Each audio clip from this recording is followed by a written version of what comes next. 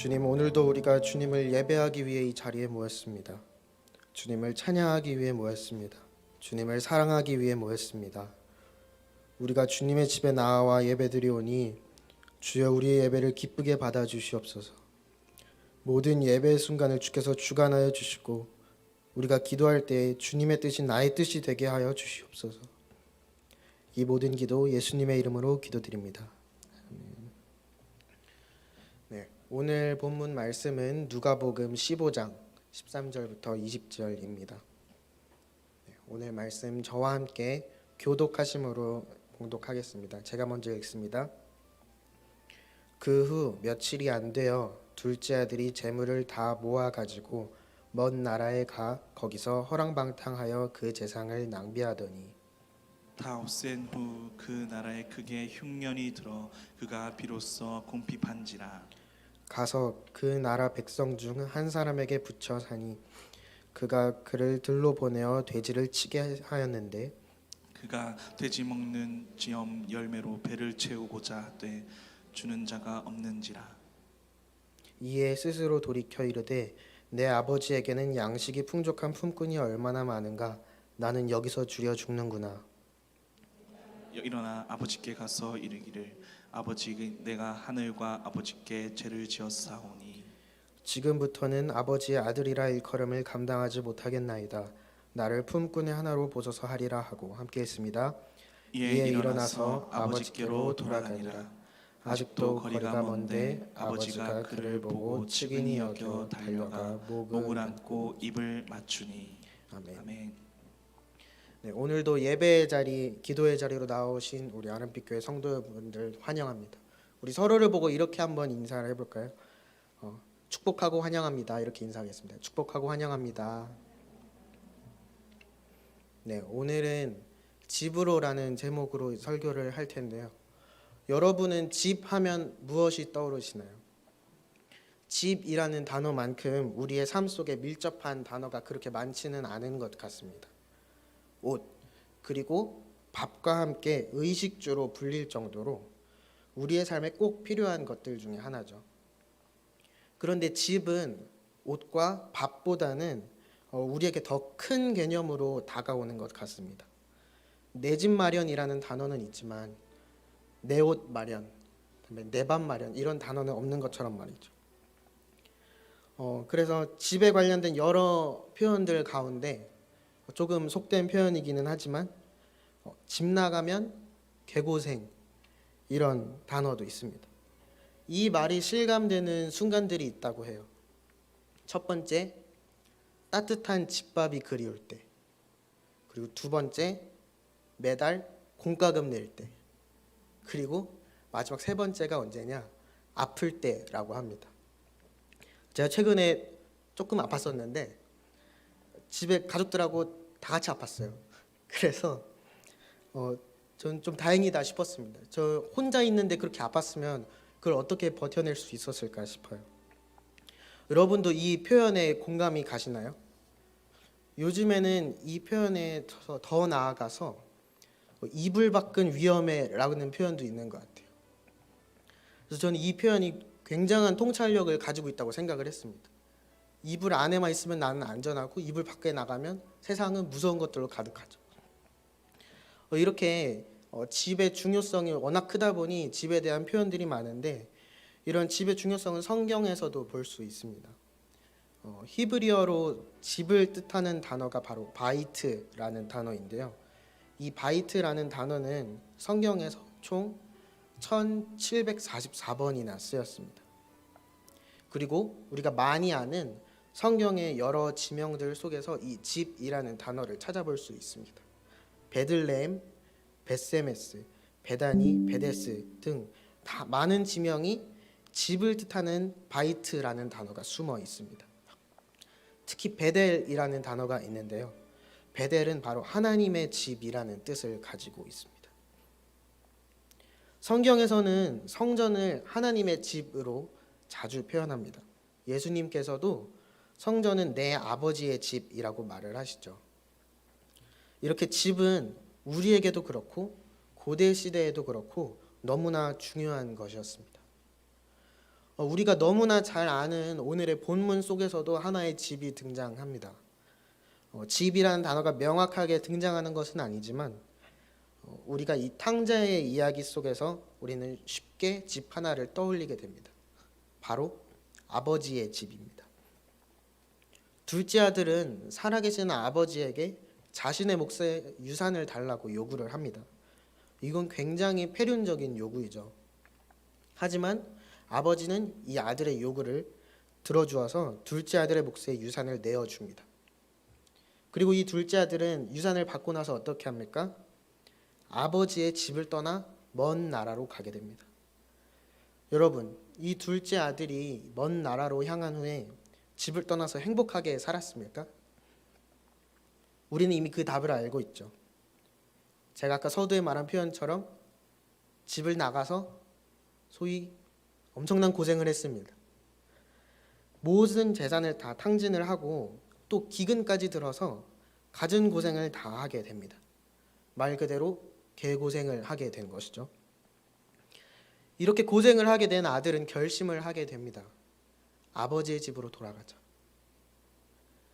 그리고 집으로 돌아가던 중 자신을 마중 나와 있는 아버지를 만나게 되고 아버지는 이 아들이 돌아온 것을 기뻐하며 잔치를 준비합니다. 이것이 오늘의 본문이자 우리가 너무나 잘 알고 있는 돌아온 탕자 비유입니다. 여러분, 저는 이 탕자의 비유에서 탕자의 삶 속의 한 과정을 통해서 우리 인생 전체를 볼 수 있다고 생각을 하는데요. 바로 아버지의 집을 떠났다가 다시 아버지의 집으로 돌아가는 것입니다. 유명한 목사인 팀 켈러는 이 세상을 두고 이렇게 말했습니다. 이 세상은 아버지의 집으로 돌아가는 귀향의 여정이다. 여러분, 이 말에 동의하십니까? 다시 한번 말씀드리겠습니다. 이 세상은 아버지의 집으로 돌아가는 귀향의 여정이다. 여러분, 우리는 모두 이 귀향의 여정을 살고 있습니다. 아버지의 집을 떠났지만 아버지의 집으로 돌아가고 있는 중인 것입니다. 여러분, 저는 용인에서 이렇게 아름빛교회에서 사역을 하고 있지만 저희 집은 서울에 있는데요. 그래서 주중에 용인으로 오고 이제 주일까지 모든 일정을 마치고 나면 이제 그때 서울로 돌아갑니다. 제가 사역을 하면서 교회에 오는 것이 너무나 설레고 기분이 좋아요. 근데 또 사역을 하면서 알게 된 하나의 또 다른 사실은 교회에 가는 것만큼 집에 가는 것도 기분이 좋다는 사실입니다. 그런데 저희 집이 얼마 전에 이사를 했습니다. 이사를 금요일에 했는데요. 저는 주중에 이제 용인에 와 있다 보니까 이사를 하는 그 과정에 동참하지 못하고 또 이사할 집에 미리 가보지도 못했습니다. 그래서 이제 주일에 모든 일정을 다 마치고 나서 집으로 가야 하는데 집이 어딘지 모르겠는 거예요. 그래서 어머니한테 통화를 해봤는데 통화도 연결이 잘 안 되고 동생들한테도 다 연락을 돌려보고 했는데 연결이 잘 안 됐어요. 여러분, 그때 제 마음이 어땠을까요? 제가 무슨 행동을 했을 것 같습니까? 저는 그럼에도 불구하고 너무나 기쁘고 설레는 마음으로 서울로 일단 향했습니다. 한 번도 가본 적도 없고 정확히 어딘지도 모르지만 집이라는 그곳을 간다는 것이 너무 기쁜 거예요. 일단 집만 가면 내가 편히 쉴 수 있다는 그 사실이 저를 너무나 두근두근하게 하는 것입니다. 비록 지금의 내게는 낯선 곳이라고 할지라도 말이죠. 여러분, 저는 이 과정을 겪으면서 이것이 우리가 하나님 아버지의 집으로 나아가는 것이 정말 비슷하다라는 생각을 하게 되었습니다. 우리는 아버지의 집을 떠나왔고 이제 다시 그 집으로 돌아가려 하고 있습니다. 사실 그 집이 정확히 어디에 있는지는 모를 수 있어요. 하지만 아버지가 나를 기다리고 있고 나를 위한 잔치를 준비하고 계시다는 그 사실만으로 우리의 귀향길은 굉장히 설레고 기대되면서 소망되는 길이 될 것입니다. 성경을 보게 되면 수많은 사람들이 둘째 아들처럼 아버지의 집을 떠나 유랑하는 모습을 볼 수 있습니다. 아담과 하와가 죄를 지어 에덴 동산을 떠나야 했고요. 그리고 그 아들 가인은 동생 아벨을 죽인 죄로 정처 없이 떠나야 했습니다. 그리고 야곱은 아버지와 형을 속이고 도망을 가야 했고, 요셉의 때에는 개인이 아니라 아예 모든 일가가 고국을 떠나서 이집트로 향하게 됩니다. 이것은 다윗 또한 마찬가지였습니다. 다윗도 왕이 되기 전에 수배자가 되어 도망자로 방랑 생활을 하였고, 나중에는 이스라엘이라는 나라 전체가 포로로 바벨론에 끌려가게 됩니다. 이렇게 성경에서는 집을 떠나 헤매는 역사를 반복해서 보여줍니다. 그리고 그것은 지금 우리 또한 마찬가지입니다. 우리도 지금 이 세상에서 목적지를 정확하게 모른 채 가짜 행복만 탐하며 유랑하고 있습니다. 여러분, 성경에서도 그렇고 지금 우리에게도 그렇습니다. 우리가 돌아가야 할 곳은 아주 명확한 곳입니다. 바로 우리 아버지 되시는 하나님께서 기다리고 계신 아버지의 집입니다. 이것을 두고 세상 사람들은 뭐라고 말을 할까요? 너희 기독교인들 이제는 독립해라. 지금 너희는 정서적으로 그리고 육체적으로 완전히 독립하지 못한 상태다. 그러니까 신 같은 것을 의지하지. 이제는 너의 삶을 살아야 되지 않겠어? 이렇게 말을 합니다. 하지만 여러분, 우리는 이미 알고 있죠. 탕자의 이야기를 통해서 알 수 있습니다. 우리가 진정한 행복을 누릴 수 있는 것은 아버지의 집을 떠나는 것이 아니라 아버지의 집으로 돌아가는 것입니다. 우리는 아버지의 집으로부터 가출한 우리의 영혼을 다시 아버지께로, 다시 복음 앞으로 돌이켜야 할 줄로 믿습니다. 우리가 귀향의 여정을 살아가면서 아버지의 집으로 돌아가기 위해서는 두 가지를 해야 합니다. 그 중에 첫 번째입니다. 저를 따라해 주십시오. 나의 자격 없음을 깨닫기. 나의 자격 없음을 깨닫기. 그렇습니다. 우리는 자격 없음을 먼저 깨달아야 합니다. 오늘 성경을 보겠습니다. 본문 18절 19절입니다. 여러분들이 한번 읽어주시면 감사하겠습니다. 읽겠습니다. 시작.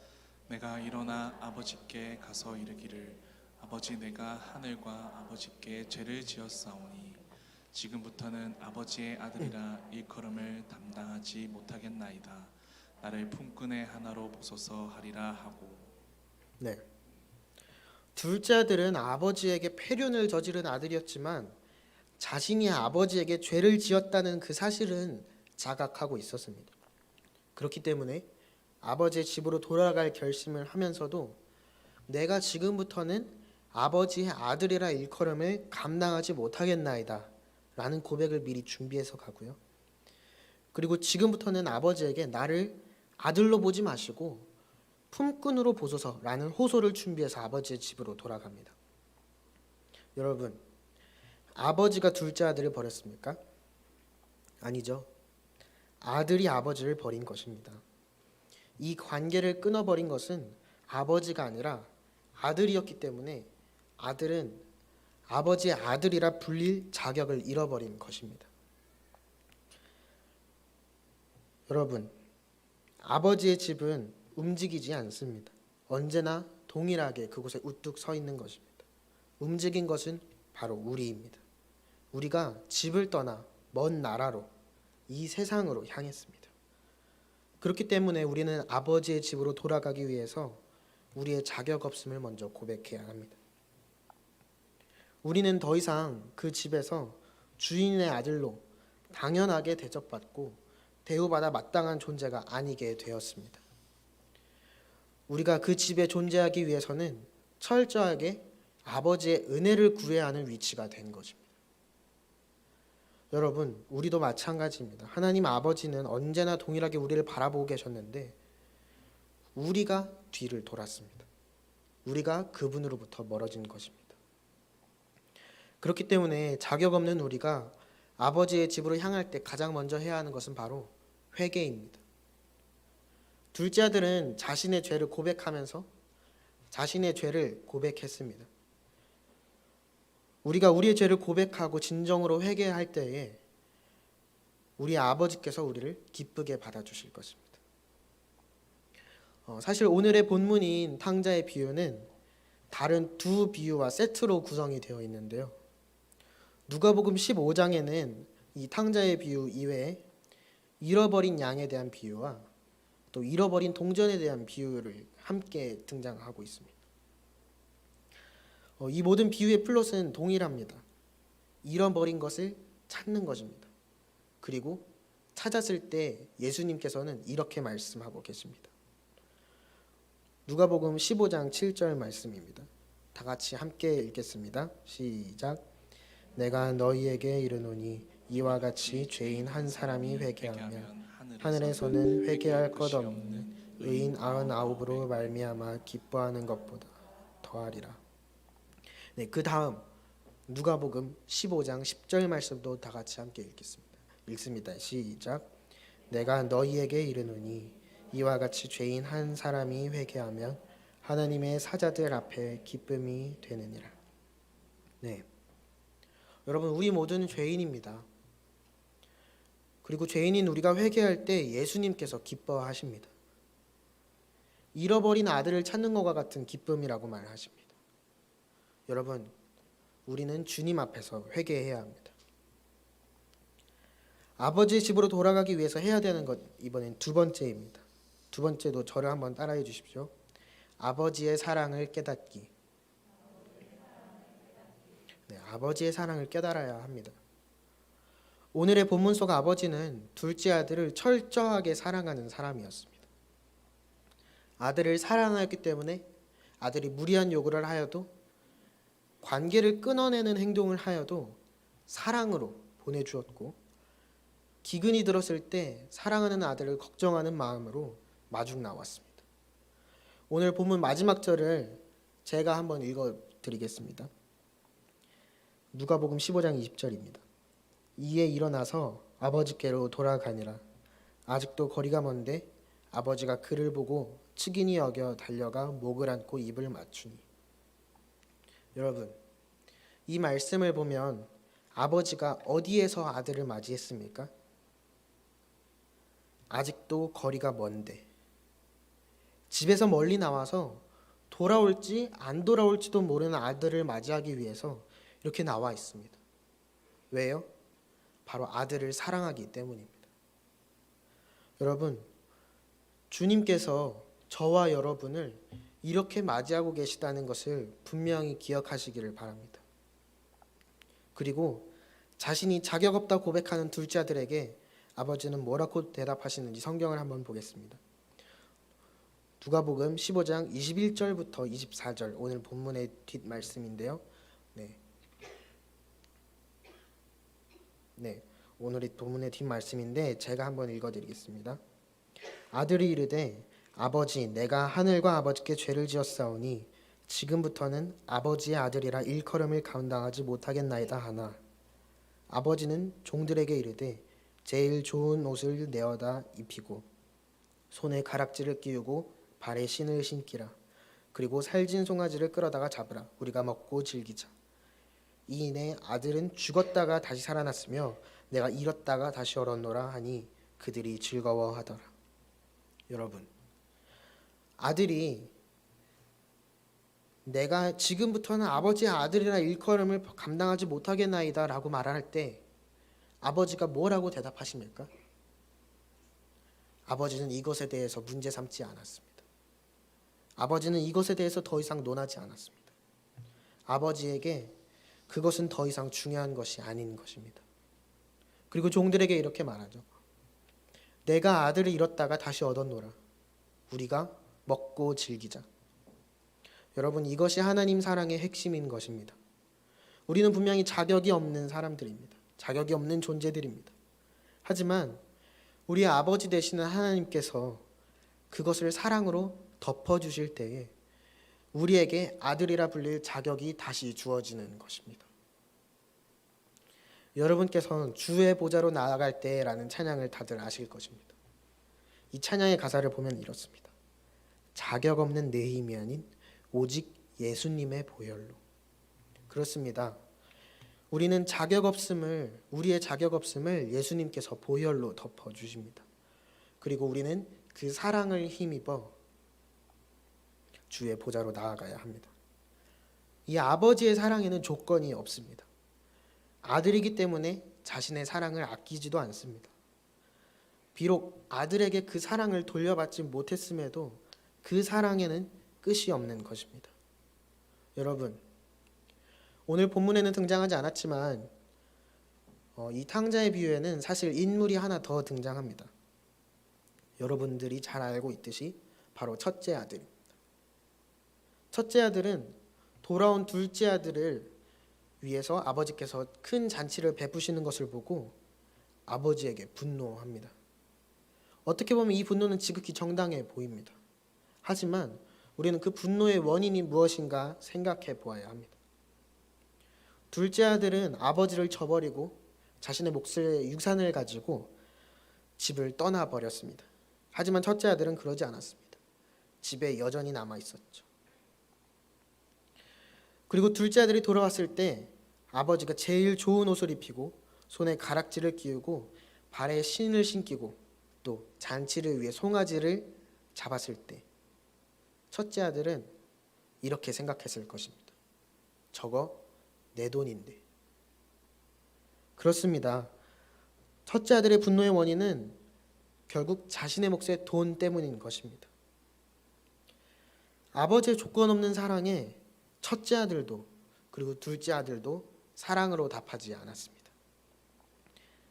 어떻게 보면 형태는 조금 달랐지만 아버지는 두 아들 모두를 잃었던 것입니다. 우리도 마찬가지입니다. 하나님 아버지께서 우리를 조건 없는 사랑으로 대해 주실 때에 우리는 그분을 사랑으로 대했습니까? 이전에는 그러지 않았을 수도 있습니다. 하지만 이제 아버지의 사랑을 깨달았다면 지금은 그분이 준비하신 잔치에 참석하기를 원하는 우리가 그 사랑에 사랑으로 화답하여야 할 것입니다. 여러분, 영어에는 집이라는 단어가 여러분이 아시는 대로 두 가지가 있는데요. 바로 house하고 home입니다. 근데 이 두 단어가 의미하는 바가 조금씩 다릅니다. 둘 다 어학사전에는 집이라는 뜻으로 나오지만 home은 그 집 앞에 괄호가 쳐져 있고 그 괄호 안에 이렇게 쓰여 있습니다. 특히 가족과 함께 사는. 이게 어떤 뉘앙스의 차이인지 아시겠나요? house는 건물로서의 집, 그리고 물리적인 개념의 집을 뜻한다면 home은 그것보다는 추상적인 의미에서 내가 가장 편한 곳, 내가 사는 곳, 나의 가족과 함께 머무는 곳을 뜻하는 경우가 많습니다. 그래서 번역기에 I'm house라고 치면 나는 집이다 이렇게 번역을 하지만 I'm home이라고 치면 번역기가 나 왔어 라고 번역을 한다고 합니다. 여러분, 우리는 지금 아름빛 교회라는 아버지의 집에 와서 예배를 드리고 있습니다. 그렇다면 여러분 아버지의 홈에도 들어가 계신가요? 아버지와 함께 사는 그 아버지의 집에 들어가 계십니까? 아니면 지금 집으로 돌아오고 있는 중인가요? 아니면 여전히 가출해서 헤매고 있습니까? 시편 5편 7절을 보면 오직 나는 주의 풍성한 사랑을 힘입어 주의 집에 들어가 주를 경외함으로 성전을 향하여 예배하리이다. 이것은 다윗의 고백입니다. 여러분, 우리도 이런 예배, 이런 삶을 하나님께 드려야 할 줄로 믿습니다. 여러분이 주님 안에 거하고 주님이 여러분 안에 거하는 그런 삶을 살고 있는지 우리는 늘 점검해 보아야 하고, 하나님 아버지께서 우리를 위해서 잔치를 준비하고 계시다는 사실을 늘 기억하며 살아야 합니다. 여러분, 저는 우리 아름빛 성도분들이 이 하나님께서 돌아온 우리들을 위해, 돌아온 아들들을 위해, 돌아온 딸들을 위해 준비하고 계시는 이 기쁜 잔치에 기쁜 마음으로 동참하는 우리 아름빛 교회 성도들이 되셨으면 소망합니다. 이 시간 우리 같이 찬양